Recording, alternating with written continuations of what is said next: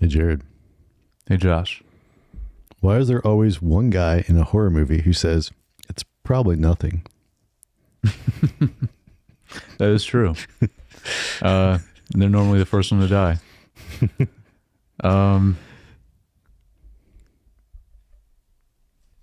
So the question is why? Is there always one? Yeah, there's not an actual answer.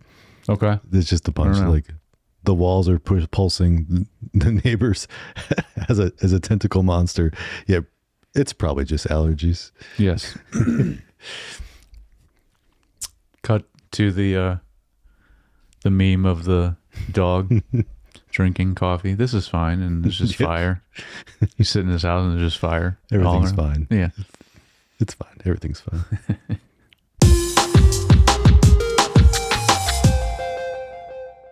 Hey, welcome back to Screen Time Film Podcast, where we discuss a director's filmography. We are kicking off James Gunn's with it, and we do these films in chronological order of when they were released, theatrically from oldest to newest. And so we're starting off with Slither. Jared, my easygoing nature is getting sorely freaking tested. That's the same quote I have. Yeah, it's the only one I could find that I liked. Yeah. Same. Well, great minds think alike, I guess. That's right. Yeah. So my name's Josh, and this is Jared, my co-host. Hello, it's me. It's like we're related or something.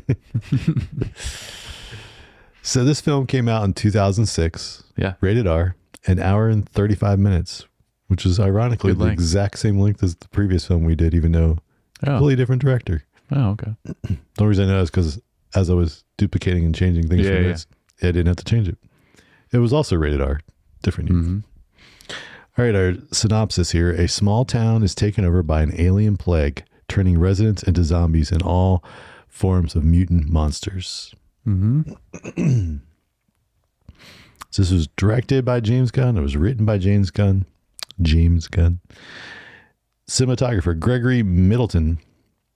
Yeah. He did a bunch of the Watchmen episodes of the show, not the movie. Yes.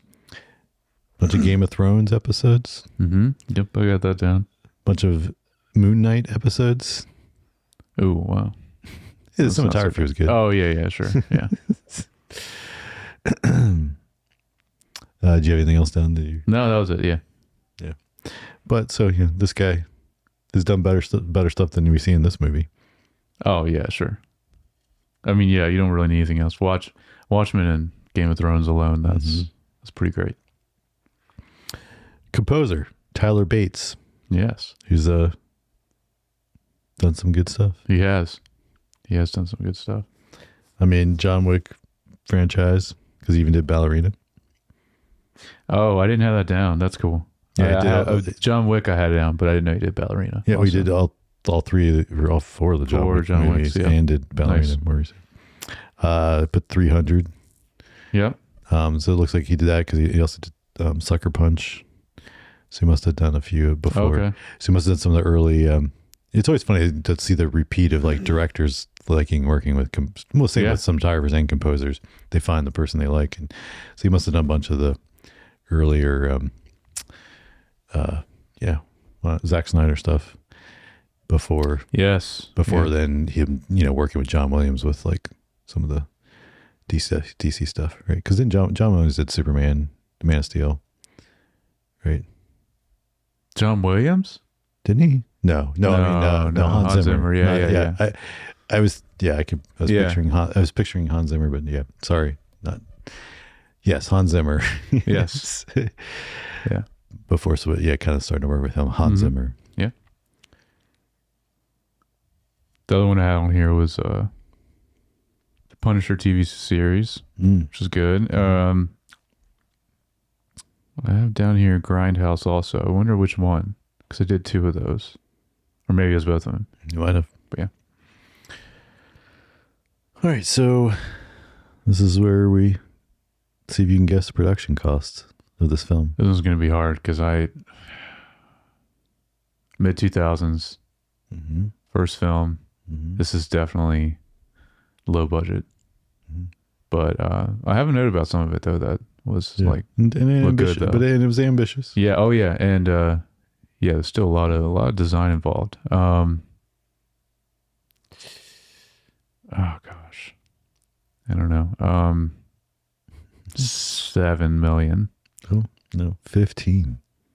Okay, that's more than I thought. Yeah, that they would give him for like a first movie. I was thinking that too. I was like, man, that's a decent budget for a first time director. Although when I was looking, you know, always go on IMDb and figure out the movie order. But I don't know what else he did before this, like TV show or anything else, or shorts, or I don't know. So that's true. He like sometimes if you got enough of a reputation for that stuff. I mean, like, because like what was the heck the I can't think of their names now. The guys that did the like Infinity War and Endgame, and then Winter Soldier. Russos, the Russo brothers. Like they had only done TV before that, and then they gave him probably, I don't know how much the budget was, but 150, 200 million to do biggest budget Winter Soldier. Well, yeah, not that one, but yeah, they then directed. But that was, Winter Soldier was like, I think their first feature film. Really? I don't know. But that's crazy because Winter Soldier is one of the best. I think. I agree. I love it. Yeah, I agree. Which I mean, and also Infinity War and Endgame are very strong, and and with that size ensemble cast to even pull off something that was relatively decent makes sense. It's like very impressive, and it was impressive how well those movies are. And a bunch of those characters were, you know, James Gunn developed characters from Guardians of the Galaxy. Very true. We're bringing it full circle here. That's right. Yeah. But anyway, so 15 million. Okay. Yeah. All right. So the cast here is, you know, also a little, I would say, not like quite. I mean, I don't want to say not A-list, but like close to A-list. Like several, you know, like so Nathan Fillion, 2000s, and Elizabeth Banks, and Michael Rooker. Yeah, I think those are all three like pretty like well known. Yeah, I would say especially her. Yeah, she's probably like the most well known at that time, I imagine. Yeah, I will. For some reason, IMDb had Nathan Fillion a little higher. Okay. Well, like she was listed second, and like. They know, I think, order on the front page, they haven't listed in kind of popular order or whatever, you know, recognition order, whatever they judge that. But yeah. Yeah, because Fillion would have been probably just Firefly. It's like he did a TV show that was pretty popular for a while too, didn't he? That one. But I mean, something else? Yeah, there was something else he was in. Yeah, I don't know. But it is interesting to see, even from first movie now, like who he likes to keep working with. Yes. Actor wise. Yes, which Elizabeth Banks is not one. No. Which is, I don't know why. But the other two for sure. Yeah. Well, I was funny because I was like, we just saw Michael Rooker on the Peacemaker. Yes, most recent episode, And it was just, I watched them basically both in the same week, and thought that was funny to see him. So then I got Don Thompson and Greg Henry and Dustin Milligan. Okay. Rob Zombie did the Dr. Carl voice. Oh, okay. Which, I mean, I didn't recognize it, but sick. Then we have Jenna Fisher. Yes. And then James Gunn himself. Yeah. Yeah. That's pretty much like it in my notes, just mentioning them. I don't have too many notes, but you don't have notes? Come on, man. I got a few, but not much. Not much. Pull your weight on this thing. There wasn't much to talk about in this movie. It's pretty straightforward. It's true. It's true. All right. So, had you seen this before? No. Me neither. So then, what's your overall thoughts?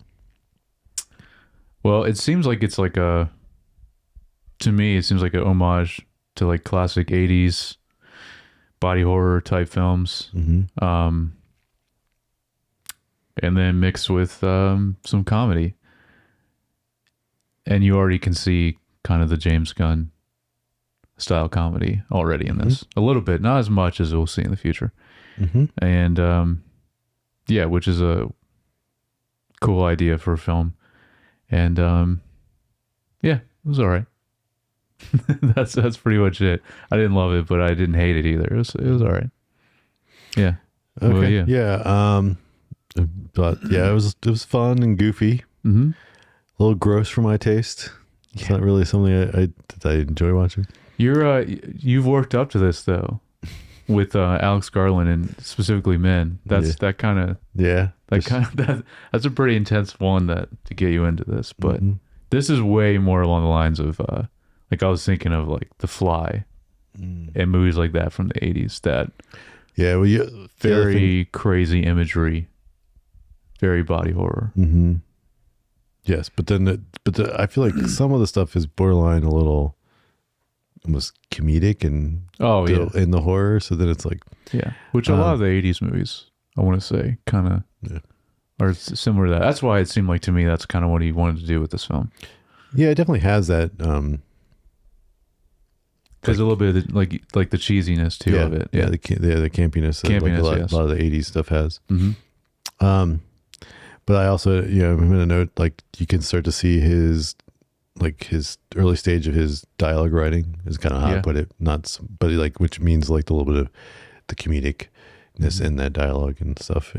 Yeah. You definitely see the start of it because it's not as much in this one, but yeah, you notice it every now and then. Either. It's not as smooth, it's not as polished, but you definitely see him.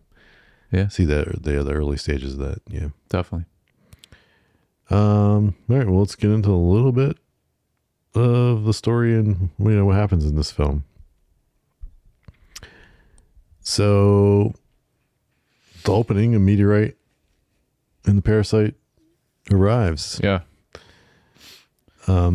Which is interesting that I thought that's like all that would be explained of why this like alien thing is here. But then I wasn't expecting like towards the end, they actually, when they're in the car, they actually go into a little bit more of like why this thing is here and what it's like, what it's doing. And I think she said something like it like hops around to different planets or something, right? Yeah. It just is hungry and needs to feed. Yeah. Made me think of was a guy in Fantastic Four. Oh yeah, Mole Man or something. No, not Mole Man. The main bad guy. He was just trying to eat planets. Oh, Galactus. Yeah, that's right. He is a planet eater. That is what he's described as. Yeah, hopping from planet to planet. Dude. True. Yeah. Yeah. So thought that was pretty straightforward. I would say cliche setup is the best way to put it, but I think intentionally so. Like you to your point earlier with the guys that campy B movie kind of vibe, and I think you just leaned into it, right? Like I think again it's intentional. So definitely, because it's like not far. It doesn't take as long into movie for then Grant to get infected, right? Yeah. Then think I have a note about like we're just like 3 days later. Like here, and I was like, come on.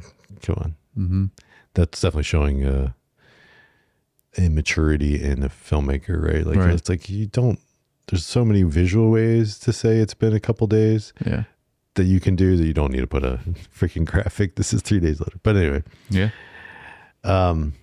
Which I prefer, and I'm assuming you do too. What? When it's done visually instead of telecolors. Yeah. Way more sophisticated that way too. Yeah. Yeah. Well, just in like doesn't break the flow of story. Yes. Right.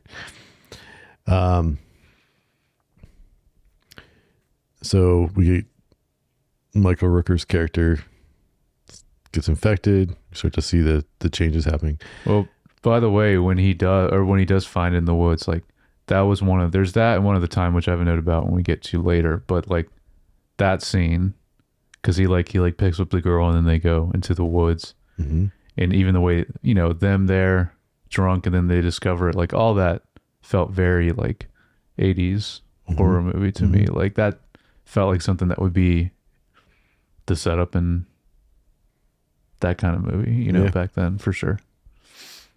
Yeah, yeah. I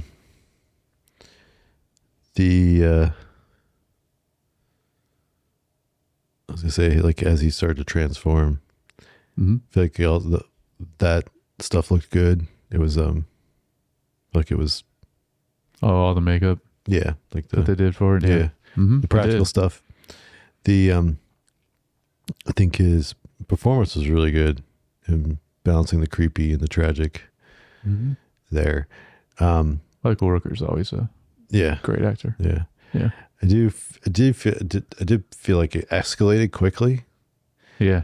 Like it didn't give time for tension. No. Which is an interesting choice. Or like suspense, you know. But did you, I guess the question is like, but I think it did still, his performance, I think, did you feel a little bit sympathetic for him? It wasn't just like, oh no, he's a... not as much in the beginning, but they do a really good job with it, sprinkled throughout as we go through the movie, for sure. Yeah, and obviously, his wife utilizes that, especially at the end, in a lot of ways. But I don't remember what is her name in this. Couldn't remember her name in this. Got it written down up here. Starla. Oh yeah, that's right. I remember it was like a very like Southern type of name. And then and then Grant is Grant because their last name is Grant, so he's Grant. Yeah. Yes. Also, I don't remember if they talk about this, if they're like kind of, you see pictures of them, but I don't know if they explain like their high school sweethearts or something. But this Michael Rooker with Elizabeth Banks seems far-fetched to me. Well, I said because he had money. Oh, did they say that? They say that because like there's a scene. There's a scene with early on. It's like they're at the school or something because she was a school teacher. So what it was while she was at school. Yes, because that's when we see James Gunn at the beginning because he's another teacher talking to her. Yes, that's what it is. And then he's picking her up, and then and Nathan Fillion's character, they're there, and him, one of the other cops, and they say something about like never understood they address that worked. Okay, and then they're like, well, it's because he's got money, and you know. Okay, there we go. Well, that's good. They threw that in the movie. Yeah, then. So make it more believable. Yeah. Okay. I don't think this is a trend that continues because I was very surprised to see James Gunn in here at all. Yes. So I don't think he is in anything else, as far as I know. I don't know. I mean, he doesn't normally throw himself into the movies. I haven't seen our next film. Yeah, Powers, maybe in that one. Powers. I don't remember. But then after that, I definitely have seen most of them. Right. And he was not in he wasn't in any of the Guardian Galaxy movies or Superman. So no, but I am wondering, because obviously we're going through some filmographies, so all of them are directed by him. But also I'm curious how much is all written by him, because he does a lot of writing. Most of it. That's how Superman and Peacemaker is. I don't think there's any other people writing. Yeah. The only thing I imagine is once he gets deep into the Marvel,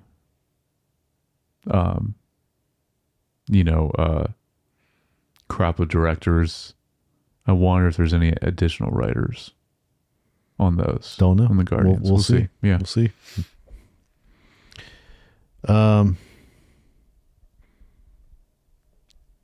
So then we kind of get the setting, and we get Nathan Fillion's character introduced as the small town sheriff. Mm-hmm.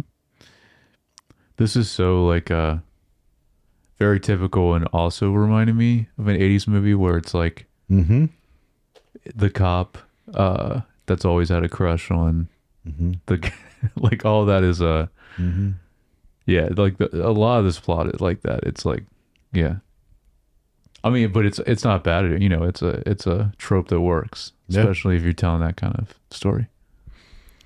Yeah, I think it's intentional too. It's I think as you say, I think the small town setting works well for Yes. this kind of setup that they're doing. Because that plays really well into the story with it being a small town to where it's like everyone kind of knows everyone, small population, especially him as the cop, you know, be knowing pretty much anywhere he has to stop for, like, if there's a call in, you know, he is on terms with some, you know, with pretty much everyone that he goes to. Because even, like, you know, the farm, he's like, oh, I know, you know, he's aware of those people already, you know, so that helps with the story too, I think. All right, so then they kind of next big thing is like finding Brenda pregnant in the barn. Yeah. Well, this will be my no then for this, because you already kind of talked about it, but just shout out to the practical effects, which I figure would be a lot of this budget. But also, speaking of like those three actors, I mean, they were pretty big at this time, but I imagine just because they probably are already friends with James Gunn, they're not getting paid quite as much as they would with another movie. But was not expecting this when they opened the barn. But it's it's crazy. I mean, it's definitely unique. Yeah, definitely not something you've seen before. This was obviously very, very kind of the epitome of the gross and disturbing stuff to see. Because I thought it was a good, because I was wondering, like, why is it called Slither? You still don't know until this point, until they all come out of her. Yeah, she kind of explodes, I guess, and all the slugs come out. I just note that her and like just for some reason reminded me of Austin Powers and like the fat suit. Oh, definitely. Yeah. Get in my belly. That's right. Yeah. Because this is a lot of, and pretty much as the film goes, it's just like more and more crazy, like effects and practical prosthetics and all that they have to do. And all that is done really well. I mean, you said even with Grant, as he goes and gets more disfigured, how much they have to do with him, and that all looks good. But then the part that doesn't look good is like the times where these little slugs, like when they have to do a lot of them, it has to be CG. Because other times they have a real one, you see, you know. Yeah, for the close-ups and stuff. Right, and that's fine. Or when they're trying to get into the person's mouth. But at the beginning, when they all come pouring out of her, that's like, eh. Yeah, it doesn't really hold. Yeah, no, that part didn't look good. But yeah, it doesn't hold up. Also, who knows how much they had for the budget for CG? Also, because there still was really good looking CGI by the mid 2000s. Well, I guess we can always talk about Lord of the Rings as kind of the first point, and that was earlier than this. Yeah, but that was Jurassic Park as well. Oh, that's true. But this is all. I mean, so I guess it is more about restricting a budget. Probably at some level, yeah. Yeah, so we have slugs start spreading. Then it's kind of interesting. It kind of turns them into zombies to people, which is kind of goes from being like an alien horror to like a zombie horror there for a little bit. I do like, even though it didn't look good, speaking of CGI, but I do like how it's more, you get to see more of a visual explanation of like what actually happens, where it like goes into the brain. You see that, like that effect looked really bad. Yes, but I remember thinking that. I was like, oh, this doesn't look good. No, but I was like, why did that show? That was just like a thing they did.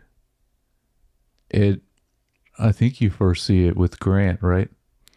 And right, but like, why are we seeing inside of it other than just because they wanted to show it? Just more an explanation of like what they're trying to do, or what this alien thing's trying to do, because it like attaches onto a certain part of the brain, right?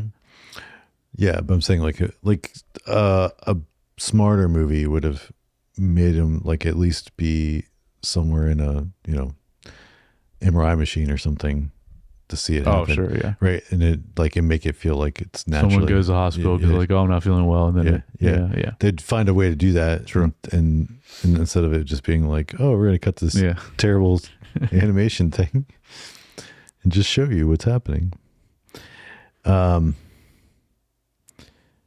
think it was also a little like crazy that, as soon as then Nathan Fillion and Elizabeth Banks like carried like when they figure out, oh, they're just going for the mouse, and they just cover their mouths and like hide for a second and let them all roll over them. They just like don't care, and the slug just eventually go. Yeah, which is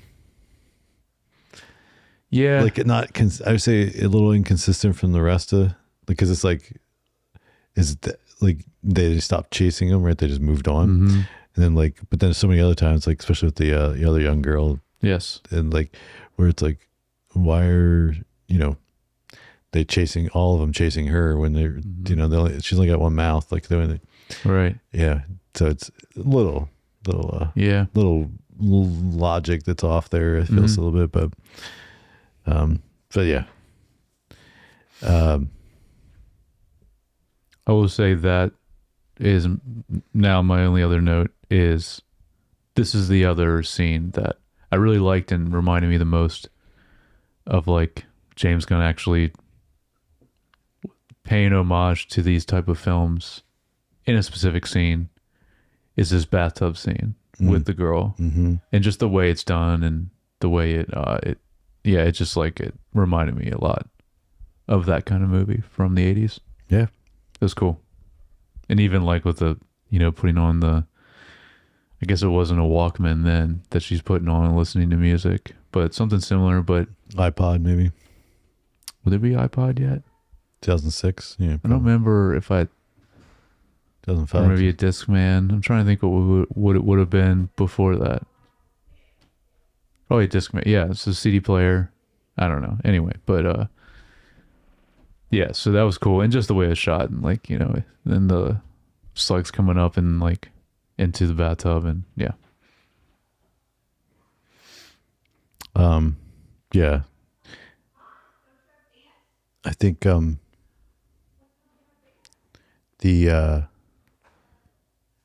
lady that when she gets the slug, it's convenient that she gets the slug. It's like partially in her mouth, and then so she makes a connection with it, but she pulls it out. Oh yeah, and so then suddenly she knows everything.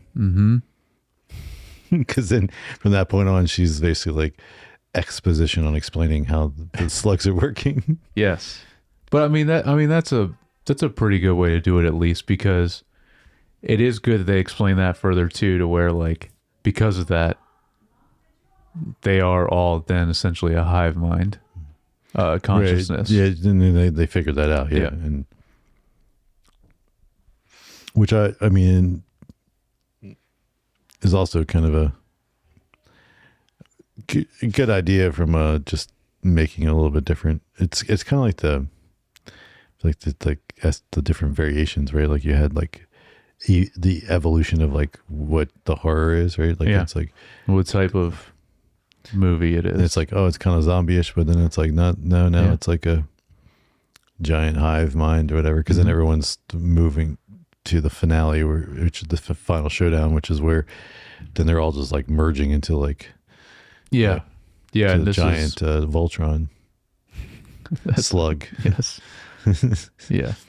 And this is what reminded me most of like The Fly and The Thing, where like this extreme of like a body horror, like crazy prosthetic thing that they had to create for this. It definitely a thing. I don't know if I've ever seen The Fly. I've seen The Thing. Yeah. Fly is very similar. Or the Blob. The Blob too. There you go. There's another one. Yeah. It's just like, by the end of the film, like what this person turns into is like, it's crazy. So a little bit of that, I think interesting the way they try to tie some emotion to it, right, where he still cares about her throughout, and so then she's able to try to use that to her advantage. Like it's not what ends up working to. Right, because you also see, like, I think right before that, where they do capture her again. And like she's never harmed, and she wakes up and she's like dressed in like a nightgown or something, and like she's totally cleaned up. Yeah, so obviously like he's not going to harm her, and he's still cares for her and all that. And then so she plays into that when trying to kill him in some way or get rid of this thing.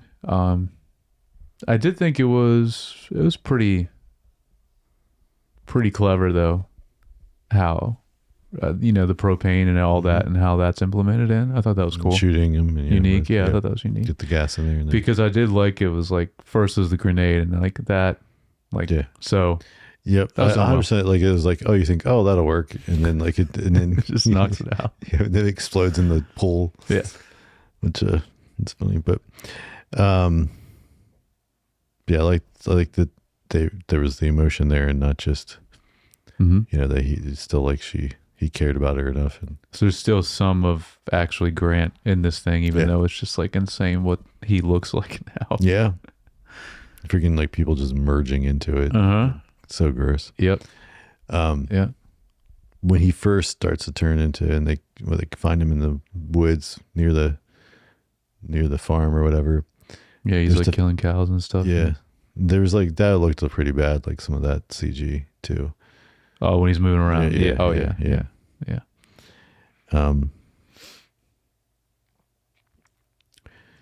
Yeah, and then, in the end, the sheriff gets the girl. Yep, of course. Yep. Yeah, and then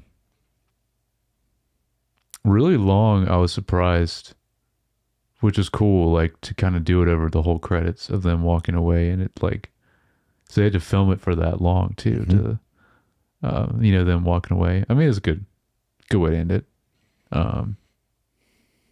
But yeah, that's cool. Yeah. Pretty like normal type of ending for this kind of movie. Well, and like much more 80s. Yes. I think too, like to your point earlier, like it had that kind of. That's true. They did do that a lot back then in those movies. Yeah. Over the credits. Yeah. Because it wasn't as easy to do other things, graphics and stuff. So they were just like, we'll just let it roll. Because instead of putting it over black, they just like have like a long take of a shot. Yeah. Or you can go, earlier when they used the freeze frame, like they did at the end of Severance season 2. Yeah, that's cool too. 70s ending. I like that, and then we slow zoom in. Yeah. Yeah, that was more of a 70s. Yeah, that's like I said. You go back earlier into the 70s. Yeah. Cool. Well, let's talk a little bit about the cinematography. I mean, it's not a lot to talk about here, but no, I only have one thing for this. Like in general, things are very generically framed. A lot of static shots. Like I said, I think the transformation effects, though, a lot of the practical stuff done really well. The prosthetics and the CGI, not so much. Like we've kind of been talking about, especially the slugs. Yep, but it is good that they, arguably, to your point, they could have leaned into it even more, but it's good that it seemed like the most that they could make it real and practical, they did. Yeah. But there's certain times they could have did that even more to get rid of the bad CGI. But now I think the lighting. Okay. I feel like not good. Well, it's just like, I mean, I think it's intentional. Like, you're kind of trying to do the comedy horror. So then the comedy look is very different. Right. Than the horror look. So I think there was times where they maybe, kind of broke some of the suspense and the tension because they were shooting it in like more like the comedy, like from a lighting standpoint. There was something with the lighting, and I don't know what it is, but I feel like that was the aspect of it the most that made it look old budget or low budget to me. Yeah. Was something with the lighting. And I don't know what it was that they were doing. But it just looks very flat and not cinematic. When I use the cinematic. You're right. As it did not look cinematic. Yeah. Yeah. But I don't know if that's intentional. Like if they're trying to do this parody of kind of homage parody to like 80s stuff, then the lighting reflects But like that. the movies we were talking about, The Thing, The Fly, look way more cinematic. So That's true. Also probably had a bigger budget, but yeah, probably. Yeah. But not too crazy. I mean, like most horror stuff normally doesn't have like crazy budgets. But the actors are getting for it are pretty big already at that point. So probably in their contract probably are getting paid very well. My only note for cinematography, which I thought we would see more of later, they only did at the beginning, but they did the Evil Dead POV shot where like running through, I think it was the woods, which also is what they do in Evil Dead. So that was another homage to that type of movie. Yeah. Well, they definitely kind of switched more handheld later with the chaoticness of like the attack on the town, like when it started to be a lot more handheld stuff in there. Also, all the characters I liked for the most part. The only person I didn't really like and didn't think he was funny is the mayor, or is it the mayor? That guy, I was like, didn't really like him. Yeah, but that guy, everyone else though. It's funny that the actor always plays like the douchebag. Yeah, I think he's one that I feel like I've seen him in something else, James Gunn. So I think he's another one that James Gunn, not in like a prominent role, but it's true. He might put him in there somewhere. Yeah.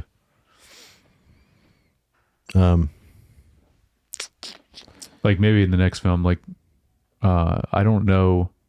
I definitely have seen Super, but I haven't seen it since it came out, so I don't really remember it. But I think also with the had a note of like just not just the lighting, but a lot of the framing showing a lot of things, like which I guess is trying to go more to the comedy. So when you see the lady, fat lady with the pregnant lady, whatever you want to call her, with all the in the barn, yeah, like seeing that much of her, like like the wide shot of the whole like thing, and then same thing with him at the end. Like it's like it kind of takes away from some of the suspense and horror when you like just see everything. True. But yeah. You talk a little about the score? No, because I don't really have anything down for it. It's not really anything interesting to me with the score. I agree especially for this guy. This guy that's done a lot of stuff. I especially the John Wick series. Love the music, the score in John Wick, all of them. I did notice, I put a note here, there was a couple times I noticed this where it felt like it was a big swing abruptly. Like it would just be like... With the score? Yeah, we would all of a sudden go real intense horror-esque. Okay.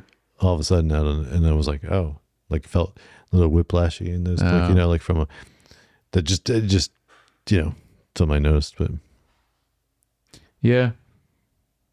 So more abrupt and not as much of a... Yeah. Transition. Like having it be a little more subtle to switch to it. Yeah. And you don't know that you're unless it's intentional, like you want to do a jump scare. And then it's got not jump scare. No, I level. know what you mean. Because then it's like immediate. Yeah. Yeah, I know what you're saying. Yeah. All right. Well, then themes and messages. I didn't write anything down for this. Don't have anything for this either. Come on, man.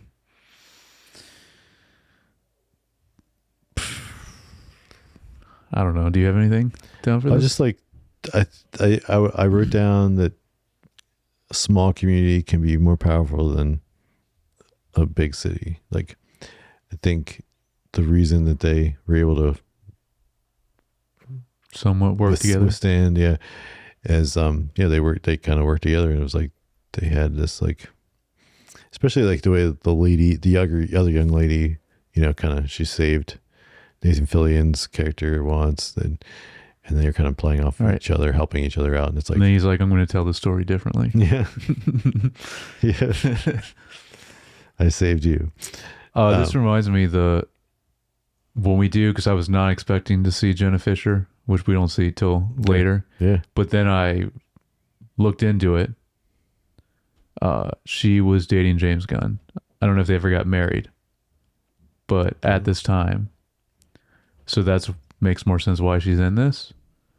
But what's interesting is because it wasn't that, because now The Office just came out at the same time, right? 2005, I think The Office came out. Yeah, sounds right. So but she anyway, really wouldn't have been. She wouldn't have been well known anyway, and they probably filmed this, sure, in 2005 as well. But anyway, so they were together, and then he's now married to Harcourt from Peacemaker. I don't know if you knew that. Yep. Yeah. So, see, I don't know how long him and Jenna Fisher were together, but yeah. So that's, anyways, because I was wondering why she's in this, and only for like that one scene. So that makes more sense. Well, first thing in trivia. Okay. Jenna Fisher, who was married to Gunn at the time, was not originally part of the cast. The actor in her role begged to be released from his contract because he had an offer to shoot a pilot. So Gunn let him go. Rather than have to have a performer on set who didn't want to be there, Gunn swapped the character's gender and gave her a few more lines.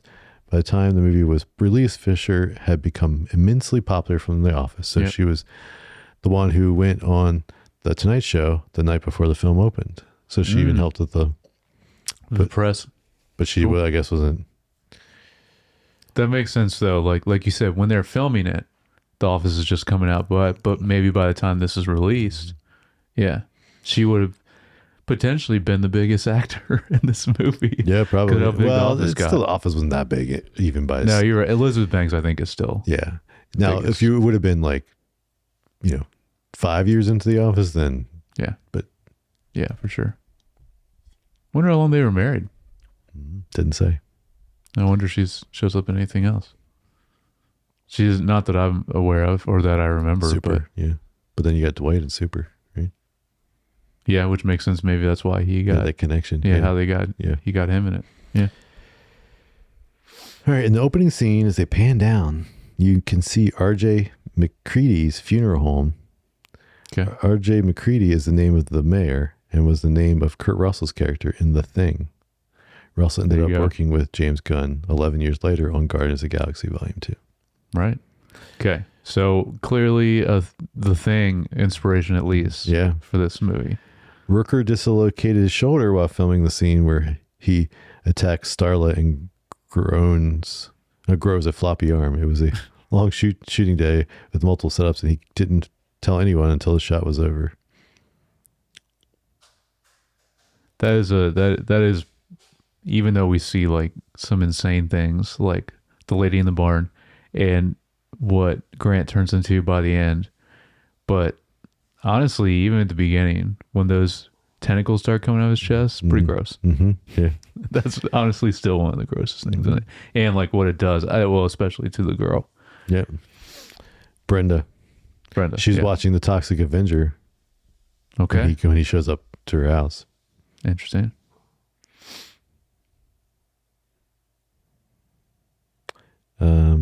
Then it says the alien slug swimming towards Kylie in the foamy bathtub is a nod to A Nightmare on Elm Street. Oh, there we go. Okay.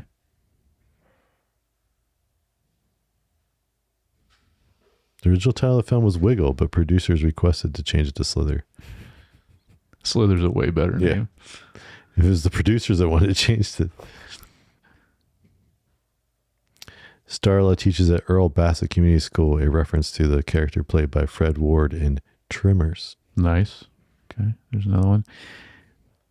This is going to be fun every week because James Gunn throws so much stuff in his movies anyways, so there's probably going to be a lot of Easter eggs or just trivia. James Gunn's intention for the character Starla was essentially the Hitchcock blonde, and he found it in Elizabeth Banks. He saw other actresses, but said they had the sort of WB good looks, but Elizabeth really had that old time grace. That's true. Okay, yeah, let's see what he's talking about. Yeah. Fillion recalled Gunn telling him that we are making a funny movie, but we're not making a comedy. From that point forward, Fillion better understood the total balance he needed to aim for. Okay.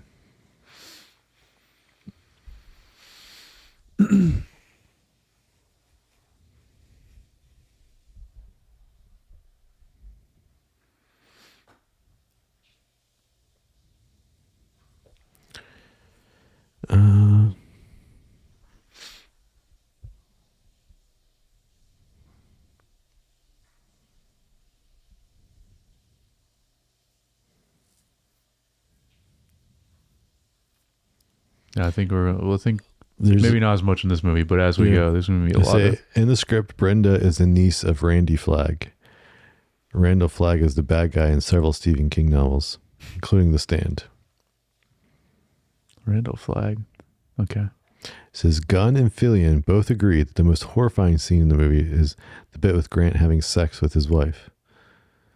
Elizabeth did not have to act much in this scene, says Gunn, as Rooker was groping her. There he flicks her nipple. Apparently one of the producers fought hard to have Gunn cut the nipple flick.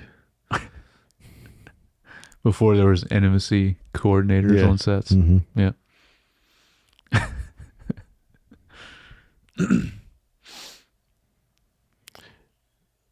That was probably when they were going to shoot that scene. That was probably Michael Rooker's favorite scene. He was probably looking forward to that a lot. It seemed.